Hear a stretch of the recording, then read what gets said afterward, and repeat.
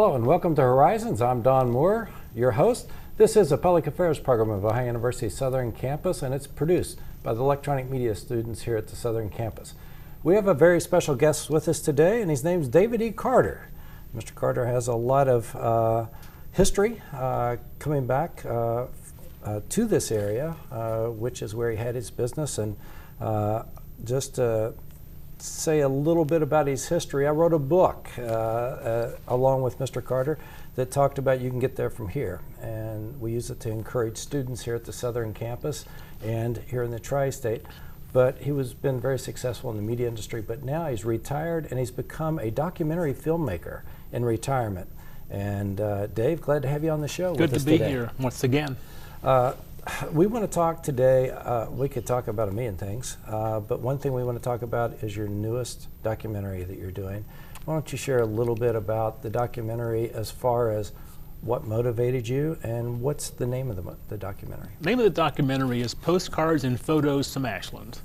It's not a slideshow. It's a Ken Burns style documentary in which I use literally almost 200 photos, each with a short narrative. And when you take these photos over the course of an hour and 21 minutes, you see a very good story of Ashland's ups and downs from its founding through today.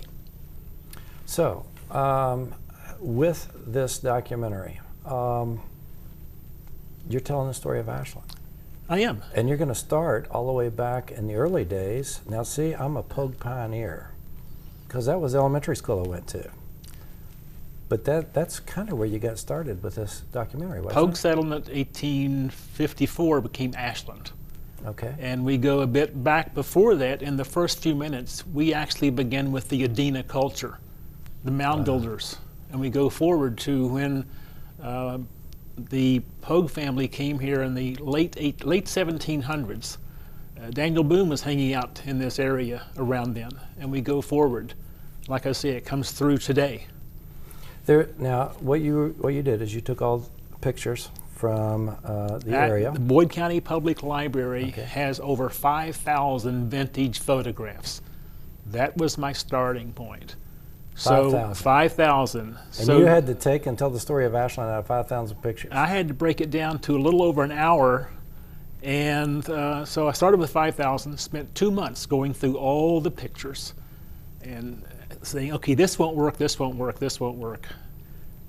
And literally 90% of them didn't make the first cut, which means I only have 500 left.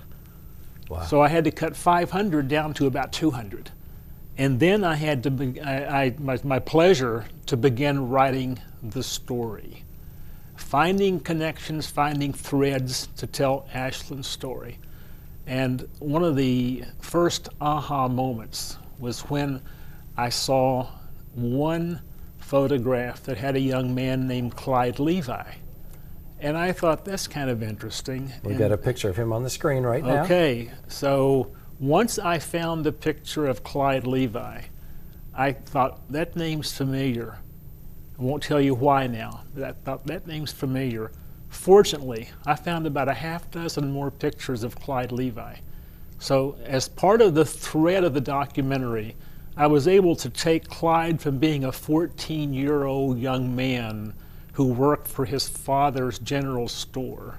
Henry Levi was his dad, had an 1890s general store, and we keep hearing about Clyde up into the 1940s. So throughout a large part of the documentary, we come back to Clyde Levi. I love telling stories that way. Okay, but before Levi, the settlement took place. The settlement took place. Okay. I have an 1835 map that someone did at Pogue Settlement. Downtown, for lack of a better word, downtown Pogue Settlement was 3 blocks long and 3 blocks wide, based on the riverbank. There were no roads between cities when Pogue Settlement was founded in the early 1800s. There was no way to get from Pogue Settlement, for example, to Lexington. It didn't happen. Your transportation was river. So the river was the foundation for pretty much all the communities at that time. The maps became a part of a really neat part of the process. I have an 1877 map of Ashland that when you compare it with the 1835 map of Polk Settlement, you see how much growth took place. There was a Central Park. There was a horse racing track in Central Park. There was a greatly extended area along the river showing, this map shows who owned the properties and everything like that. So that was really a great treat to discover these maps and tell stories with those. From there, well, even throughout the documentary, as you show the pictures and everything, you identify pretty much everything with dates, so people can follow along chronologically as well. On every screen, upper left corner, there's a date. For example, there's a date that will say June 15th, 1860. I have a photograph, or have a scan of a pamphlet that was put out in South Carolina in 1860. And the topic of this was secession from the Union. And each of these has a great narration. I have 9 or 10 different voices who carry this forward, much like Ken Burns does. And with this one, it is Dear Aunt Matilda. I don't know how much news you get there, but this came from a man who was on the riverboat who came to Polk Settlement today, which is now Ashland. And she says, they're talking about secession. If this means what I think it does, this could be the start of a war. Elizabeth Holt. So that is our first introduction that this little sleepy community of Ashland may be impacted by a civil war. So that's the way this piece flows. The very next one is 1861, and it's a picture of 12 men in a wagon who have come to town on a wagon pulled by 2 horses. And the narration says this town's growing so fast, every week or so a dozen men come to town in a wagon looking for work. And as able-bodied men, they get hired the next day. So we're talking about history told in bits and pieces. And we go from almost war to this is a good place to work. If you're just joining us, we have with us today David E. Carter.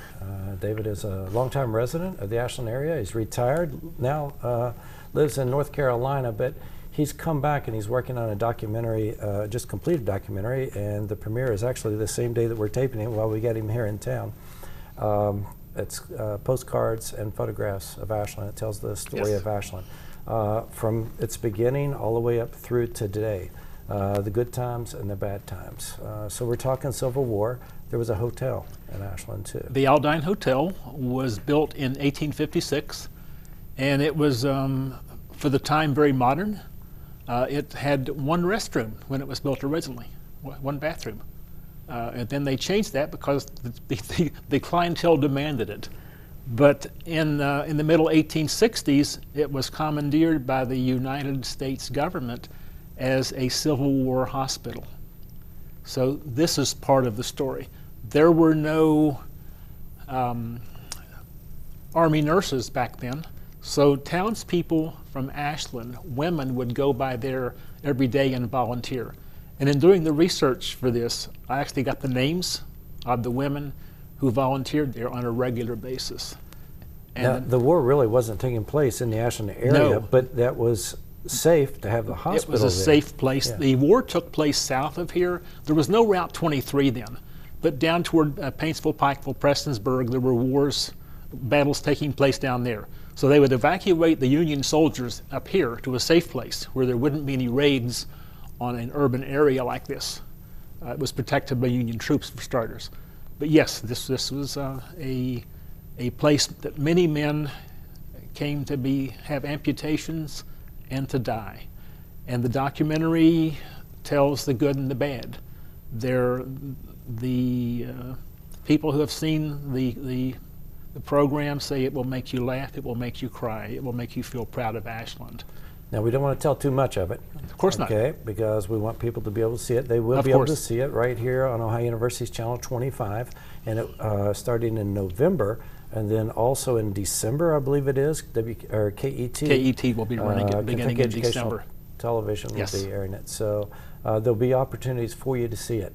All right, so we saw Ashland change throughout the years. It's not the congestion that we see over on 12th and 13th because of the bridge being closed today, but there are other means of getting around in Ashland back in the early days. Yes. We have an 1889 picture of Ashland's first electric streetlights. And they were not streetlights on poles like you see today. They were actually on arcs over an intersection. And this is an early use of innovative street lighting for Ashland. The next year, we have an 1890 picture of the trolley that had just come to town. They needed public transportation. Cars weren't around yet. People who lived far from places needed to have a trolley. So they had a Winchester Avenue from downtown up through 29th Street, pulled by mules. Pulled by mules. Pulled by mules, yes. From there, I have a great photograph, a great segment from literally the turn of the century.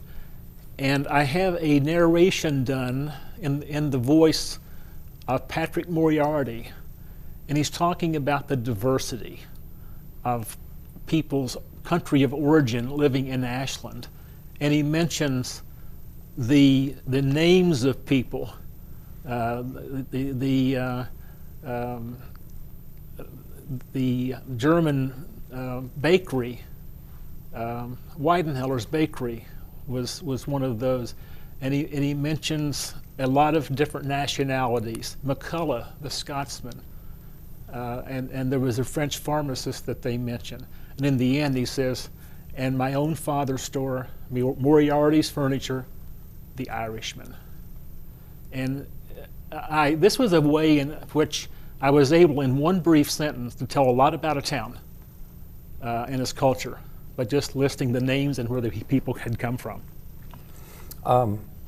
There's a lot of stuff that did not make, I mean, they hit the cutting floor. Right? And that's a term we use in the film industry. It hit the cutting floor, didn't make the film. Right. Is there any interesting photos or anything from back in those early days that didn't might not have made the cut? Really, really good things. The tall building in downtown Ashland, Community Trust Bank, was completed in 1924. It was the Ashland National Bank. They actually hired a man who climbed skyscrapers with his bare hands. He was called a human fly. And he drew a crowd of 5,000 people to Ashland. They paid him to come and do this, to draw attention to this new building. And I debated heavily about including that. I really wanted to, but I couldn't find a good enough photograph to go with it. So that made the cutting room floor. That's amazing, because that's a unique story. That's a big building that's still there today. It certainly is. And just think about, I mean, you go back all the way back that time, that building, back then, that was really big, especially for our area. And then to have somebody that would, you know, scale up the side of it without any kind of gear or safety harnesses or anything, and didn't even make, that shows how much history there is and important stories there are in Ashland. Now, I want to pause right here, okay? We need to take a break, and when we come back, we need to talk about the Industrial Revolution, about kind of the downfall of Ashland that people didn't really see coming, maybe, and then about how you end the film without telling too much of the story. Of course. Okay? We're going to be right back after this break.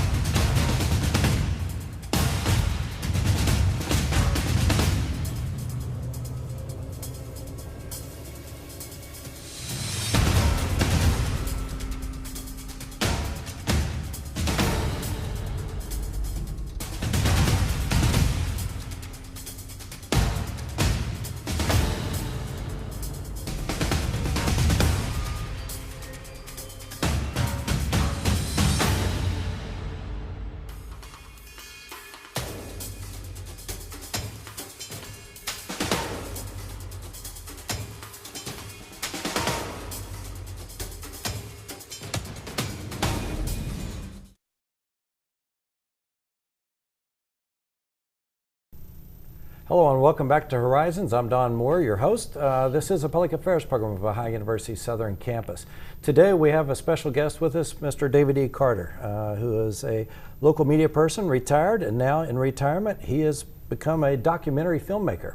And we've been talking about his newest project, which is Postcards and Photos from Ashland. It's a historical piece about Ashland, Kentucky. We've been talking about the early years of Ashland. There was a time when there was a big rush of people coming to Ashland during the Industrial Revolution, kind of. But before that, we talked, right as we were going to commercial break, we talked about this guy that was a human fly and how people gathered downtown to watch him scale the bank building downtown, which still exists downtown now. But there was even a bigger crowd. That made the cutting room floor because there was even a bigger crowd of an incident that took place in Ashland back at that time. There was a mob of over 6,000 people in 1932 who came to see a new talking movie at the Capitol Theater called Frankenstein. And over 6,000 people went down Winchester Avenue, turned, went over to Carter Avenue, and the line got so long people wanted to get in to see this movie in a 400-seat movie theater. Chaos ensued. So the crowd of the 6,000 people outweighed the crowd of 5,000 people for the human fly. And I had a good movie poster to show in the film. So that's why that made the cut and the human fly did not. Okay, let's talk a little bit about Ashland. There was one era when Ashland grew quite a bit.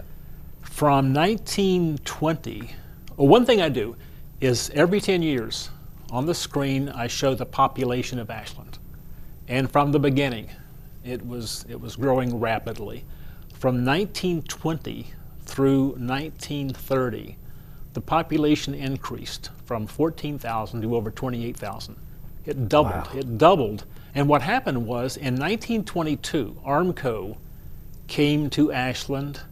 They acquired 3 manufacturing facilities here and opened a new technology for continuous sheet steel rolling.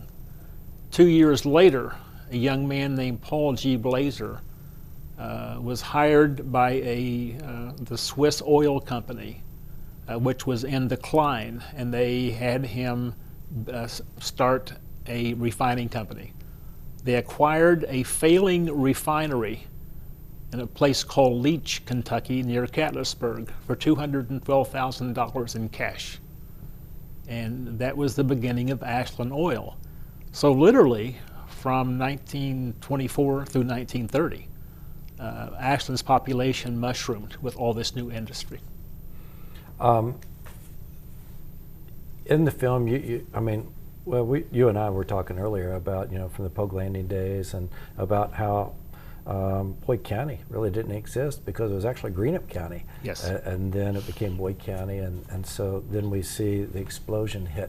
Armco was big, Ashland was big.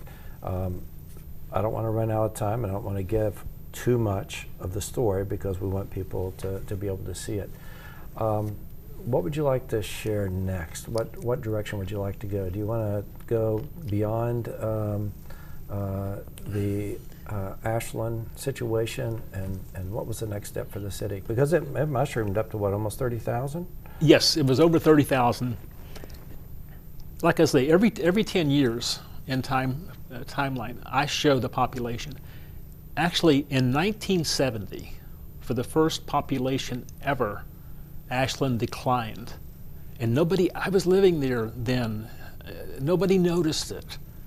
And in 1975, the narrator talks about the fact that nobody noticed this.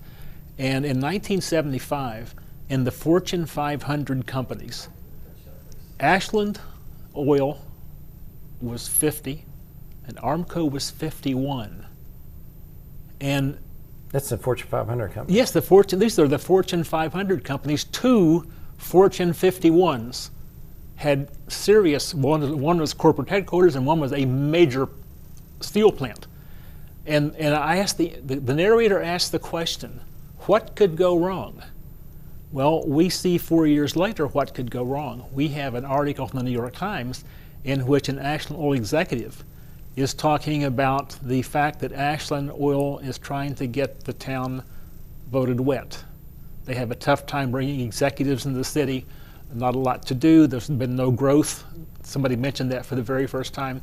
And the quote in the New York Times from the executive says, we have a feeling that people don't want to see progress here. They don't want to see growth here. If that's the case, maybe we should move elsewhere. And I never knew that article existed. I never knew about this back then. But that was the first beginnings then of the potential that Ashland Oil might not always be here. So we addressed that. The documentary goes forward with the well-known now decline that Ashland has had. And one reason I wanted to produce this documentary is this is my hometown. And I've kept in close touch with this hometown ever since I moved away. And I saw positive changes going on. And once I verified what my feelings were, I wanted to tell the story. So literally, I wrote the last 5 minutes of the documentary first. I wrote the ending before I filled the blanks in. And it's a message of inspiration. It's a message of, it's a love story between its people and the community. And in the end, I think people will leave the theater and will also, when they see the DVD, they'll end that with a very good feeling about this town. We might mention just this week, and I want to bring this out because you talk about the Renaissance, the coming back of Ashland. We see a steel mill that was located out in Boyd County, which you had ties to back in your early career. Yes. They just made an announcement that they're going to start producing again there. Right. So a unique story, pretty cool. Now, let's briefly talk about how people can get a hold of this, okay? We're going to put up an email address, and it's electronicmedia@ohio.edu. If you would like to contact us, we'll get you in touch. So if you would like to possibly order a DVD, but where else can they get the DVDs? The Paramount Arts Center is the producer of the film. Okay. They have the DVD rights, and they'll be selling these. If you walk in the Paramount, $10 will get you a DVD. If you order it by mail, it's $14. Okay. That's simple. Okay. That's pretty easy. Yeah. And like I said, you can come go to our email address. We'll get you connected, or check at the Paramount. Correct? Right. Is Dave ever going to retire? Don, retirement is a strange word.